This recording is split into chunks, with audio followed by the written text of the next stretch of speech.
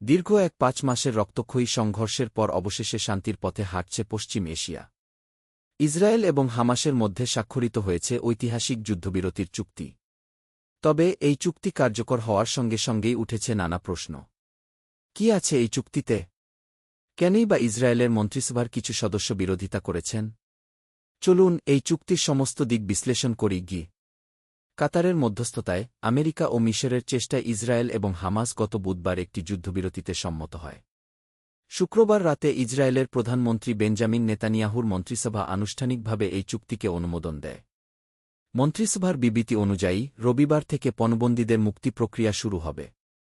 এই চুক্তিতে ৩টি গুরুত্বপূর্ণ শর্ত রয়েছে।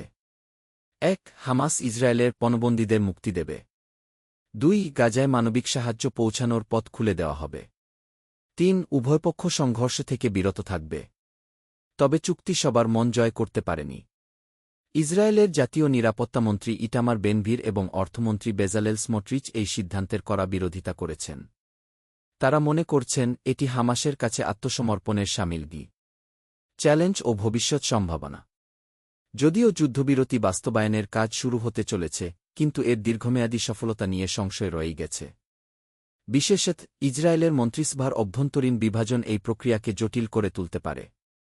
তবে আমেরিকার মধ্যস্থতাকারী ম্যাকগার্ক আশাবাদী, এই চুক্তি নতুন সম্ভাবনার পথ খুলে দেবে শান্তির পথে এই পদক্ষেপ কতটা কার্যকর হবে তা সময়ই বলবে।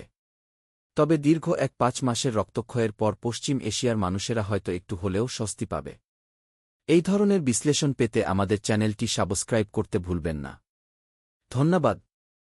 দীর্ঘ ৫ মাসের রক্তক্ষয়ী সংঘর্ষের পর অবশেষে